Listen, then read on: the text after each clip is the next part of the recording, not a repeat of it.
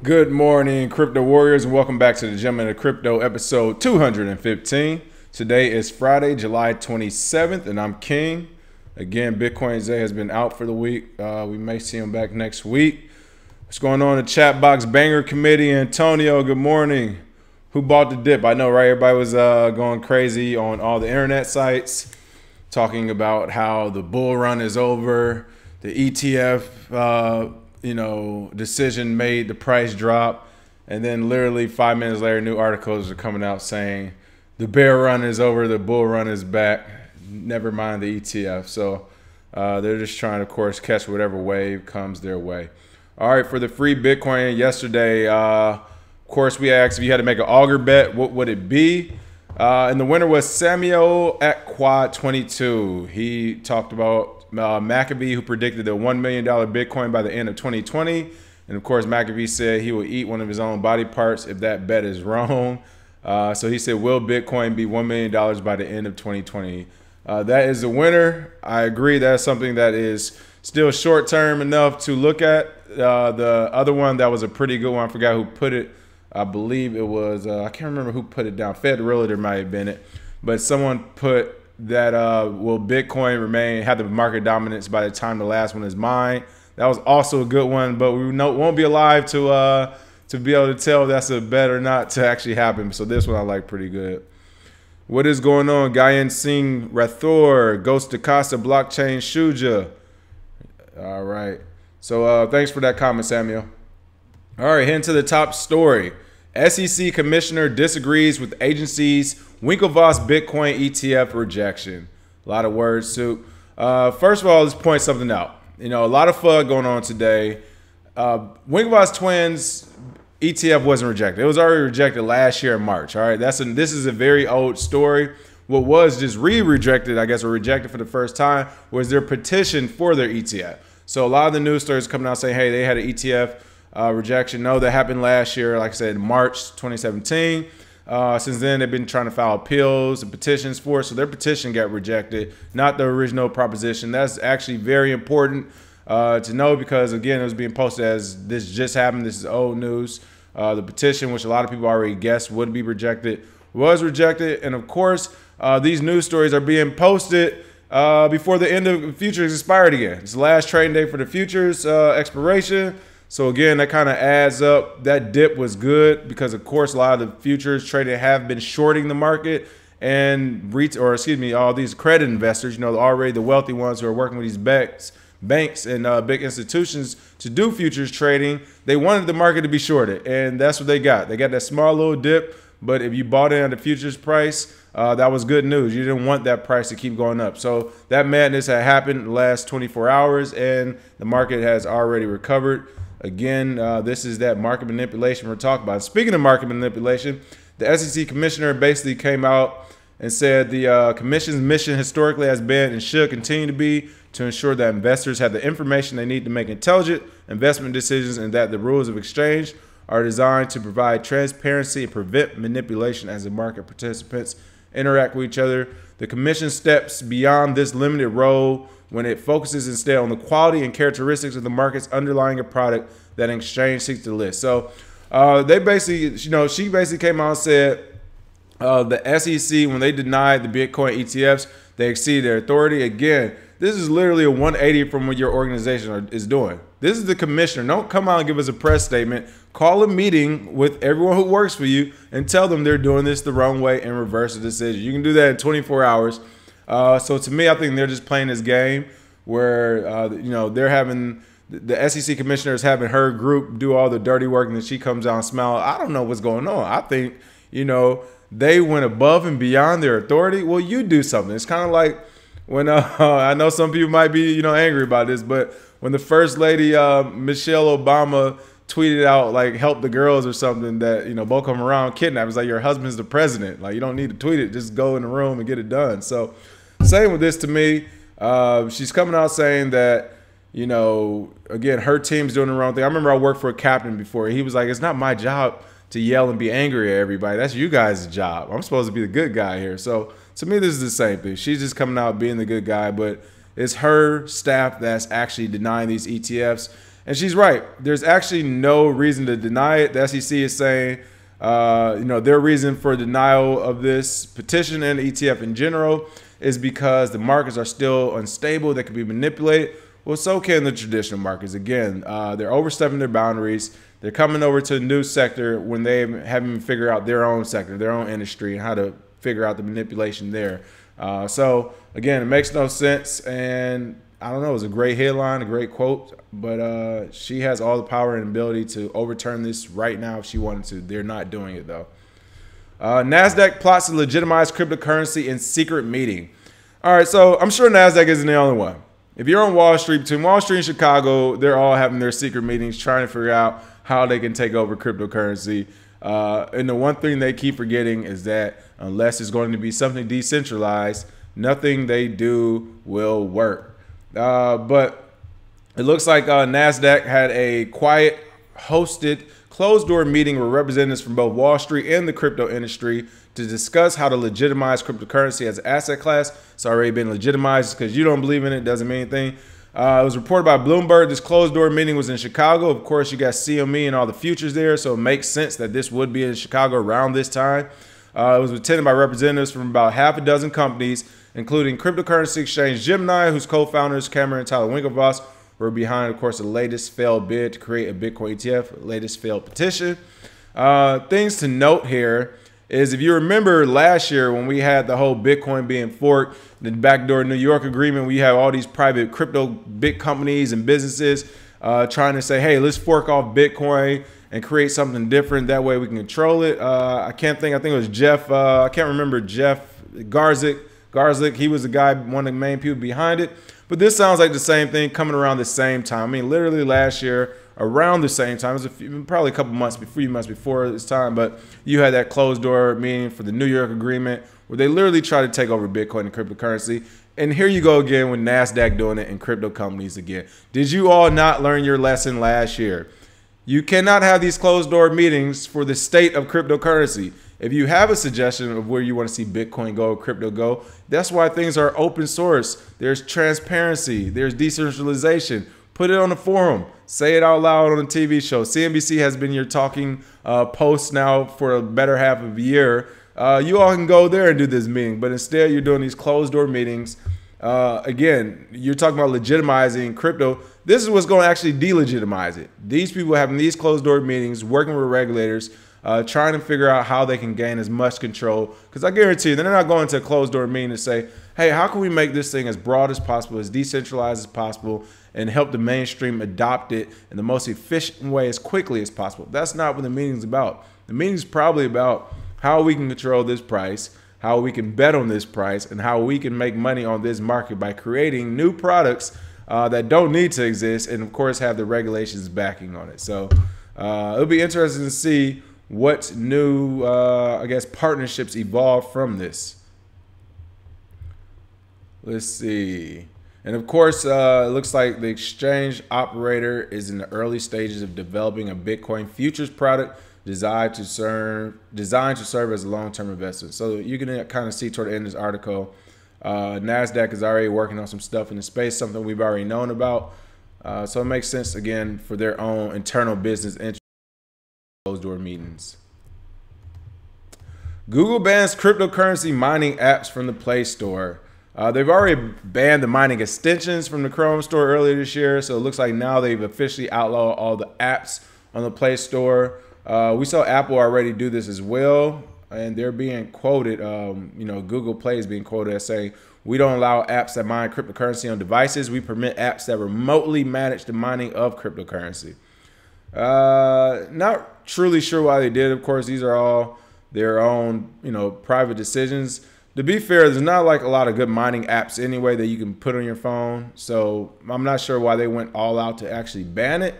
But they're saying this because of the crypto jacking of devices, with the practice increasingly being viewed as more lucrative than ransomware by malicious actors. That's the reason. Of course, the reason is to protect you. We say this every day. This is like the ongoing trend. It's an ongoing pattern. We're doing these things to protect you. To me, this just shows how much of your device you don't actually own. And this is why people do jailbreak their devices. You're going to ban an app on a store, like, that's kind of like you having a laptop And then they say, well, you can't download certain apps, you can't do certain things to your laptop. Why not? I bought it. Now, granted, I know a lot of the new devices, especially with Apple, are being rented. A lot of people don't know that they're purchasing these devices, and their contract actually says that they're renting the device where they pay like $15 to $22, $23 a month, depending on your iPhone or whatever. So something, you know, technically they can do it depending on your contract. But if you outright bought your phone, I'm not sure why they're trying to ban extensions or banning apps on it when it's your phone. Again, we're talking about a slippery slope. You know, first that's what you're banning. Next thing you know, you're banning crypto wallets in general because for whatever reason you can come up with to protect the end consumer. So it's pretty interesting seeing that. Yes, Christopher Lab, we talked about it yesterday. Antigua accepting those 12 Bitcoins for citizenship. I said you could either give them the 12 Bitcoins or you can just move there on your own and give them to the community and try to see if the government can uproot you. That's a fun way of doing it. And shout out to Papa John's, I guess. I guess Papa John's is suing his company, Papa John's. Of course, you know, these crypto articles now, they are being featured as the coupon. You can see this at the top. They have slid a long way since their NFL days of stardom just 12 months ago. My, what can 12 months change? All right, HashFlare's exit in the future of cloud mining. For those who don't know, cloud mining is a service that enables individual users to lease hashing power from dedicated cryptocurrency mining operations. Basically what it is, hey, you can't afford to start your own mining farm. I'll start one over here with a group of people and you can pay me, you know, however much money up front. And usually these cloud mining contracts guarantee, you know, red flag right there whenever something guarantees, but they guarantee you a percentage return, whether it's on a monthly basis, quarterly basis, whatever. Now, we have always cautioned against these for a lot of reasons. First, you don't know who's behind that cloud mining contract.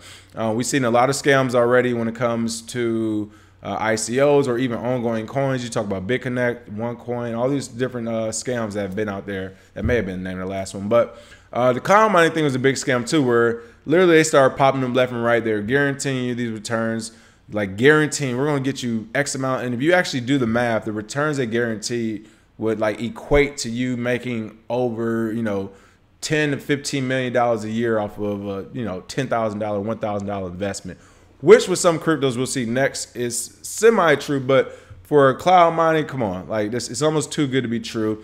And HashFlare looks like it was one of the leading names in the business. It announced on July 20th that it dropped its mining service of active SHA-256. Of course, that's the hash rate for Bitcoin contracts, pursuant to a clause of the platform's terms of service, which they could have changed overnight. You don't know unless you had the last one say. Reading the following quote, the mining process will stop if the maintenance and electricity fees become larger than the payout. If mining remains unprofitable for 21 consecutive days, the service is permanently terminated. Now, the reason why we steered a lot of people away from cloud mining is because you don't necessarily need it. Cloud mining is basically where, to me, cloud mining is we're one of the first decentralized, well, you can't really say decentralized, but those were some of the first hedge funds in the space to me, because they're telling you to give me your money, everybody give me your crypto, we're gonna use this to mine it. Who's a dough or who's a tail? They weren't actually just trading that money, getting you those returns. But regardless, there's no reason for you to sign up with a cloud mining service like this one, who just exit scam left basically once the price of Bitcoin dropped. Because if you just invest in the underlying asset, that's the thing we keep telling people. Can you sell shovels? Yes. Can you do all this other stuff? You can do all this stuff in the space, but before you do, it may be good to have one Bitcoin to your name. Because if you have that one Bitcoin, if you have some of these altcoins already to your name and you just hold, you will progressively make money anyway. The next article is going to be about that. But as of now, just holding for the most part, you know, you sell at optimal times. Don't get me wrong. Bitcoin hit $20,000. You make some money off that. But by holding, you're making more money and you have a better outlook than the cloud mining would. At least you have your own coins. With cloud mining, they could have just took your $3,000 to $5,000, $10,000, $20,000 and just disappeared on you, like you're seeing right now. They're literally disappearing with people money saying, well, hey, it's not profitable anymore, so we're shutting down our service. You just do that overnight. That is an exit scam, all right? And again, I would love to see these terms of service from when they first started to right now, because a company can go in and change the terms of service overnight. And again, if you haven't saved those, there's no way of knowing. So yeah, they came out and said, you know, The hash rate, it costs too much to mine Bitcoin, so we're done. But again, if you were just bought the underlying asset, it would have been an issue. Let's see what some of these comments say. Yeah. You did not lose your money yet. It just suspended their contracts, not terminated. So some people still have hope, of course. And we got some. Oh, here's somebody else. I put $1,000 into HashFlare in January 2018. I reinvested for approximately 2 months. I got a total return of 0.1 Bitcoin and a FU from HashFlare support. If there's a class action lawsuit, sign me up. And they still have around 0.005 Bitcoin I can't withdraw. So again, people, it's just no point in doing it right now. If somebody were, which the cloud mining will come back, give it another month or two once the price continues to increase.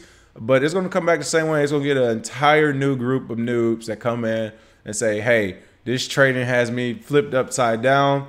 I will still want to make these fast returns. I want to get rich quick. I'm going to put $5,000 to this new cloud mining. Stop them and tell them to just put the $5,000 into Bitcoin and let it sit, all right? Because we will see this again. What's going on, Tessa Hall? Welcome, welcome.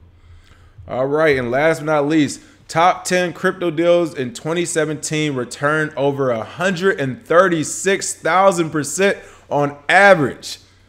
The top 10 crypto deals in 2017, I had to say this twice, returned over 136% on average. Report shows just 2017 alone should get everyone on Wall Street fired. You have all these people. You have the MasterCard CEO. This should get him fired. You had the MasterCard CEO. You got Warren Buffett. You got Bill Gates, Jamie Dimon. You have all these people. This is the average return on investment, even after all these billionaires and government regulators stick their finger in it and try to drive the price down. This is after the whole Bcash and Bitcoin fiasco. This is after the whole Jeff Garslick and the New York agreement tried to split Bitcoin into a corporate direction. This all happened after that or during that time, and it's still 136,000% return on average. There is no company on Wall Street that has done those numbers, period. There is not one that has done it. So you have all these people on Wall Street, you have all these regulators crying about cryptocurrency when at the end of the day, if everyone would have went all in last year, no one else would have had investigated, period, in their life. Everybody would have been good to go, right?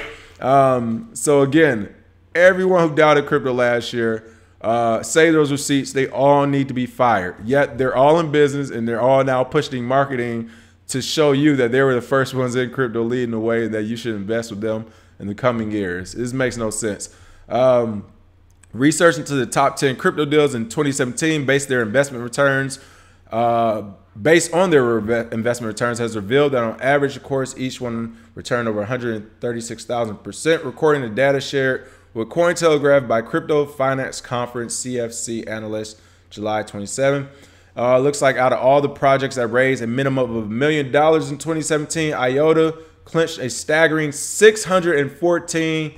Oh my, I can't even say this number right now. 614,934% return for investors, sealing the top spot in the researchers' rankings. And in these rankings, it says no project in the top 10 had an ROI that was less than 6,000%. The top 10 didn't even have an ROI less than 6,000%, people. Gains that are unfathomable for investors in many other markets. These numbers demonstrate the strong upside myriad real-world applications for cryptocurrency. Also, the extreme success of infrastructure projects suggests investors should be seeking foundational companies that will redefine the internet in the next 10 to 15 years. I mean, you gotta understand, when Bitcoin Zay and I partnered up for our business full scale, it was in 2016, about midway through. Bitcoin was still at about $400 or $500, and we literally wrote out many prospectus and gave out a lot of literature to accredited investors, institutional investors. Don't get me wrong, our business did get up and running, but I mean, we have the receipts where we were telling people 2017 was going to be the first main year of crypto as far as going crazy. And some of the predictions, we predicted Donald Trump was becoming president. We predicted around the times it was going to pump around his presidential election. The times it was going to pump after he swore in, and so on and so forth throughout. If you saw when we first started, we did the best altcoins we buy. Every coin we were mentioning was pumping within 24 to 72 hours. So again, this is us alternative news, and then you have mainstream news channels destroying it. Again, you have these bankers destroying it. You have Wall Street folks destroying it, and now you have the closed door meetings with Nasdaq trying to figure out how they can get their, use their money to get a foothold. The top 10 cryptos, and again, I don't even think these are right because there's a couple I felt that are left off, but you have IOTA, Next, Ethereum, Stratus. Stratus was a big one that actually came around this time last summer. Spectre Coin. I remember actually when Stratus pumped, I think it was the second time it pumped. It did like 10,000% within 2 weeks, people. 10,000% within 2 or 3 weeks. I remember that one. Spectre Coin. I actually don't know too much about that one. Neo, of course, we saw Neo. Neo's the one that still to this day haunts me. Long story short, got locked out of my Bittrex account. Some other things were happening at the time. Their support slow. Took them like a month or so to get back to me.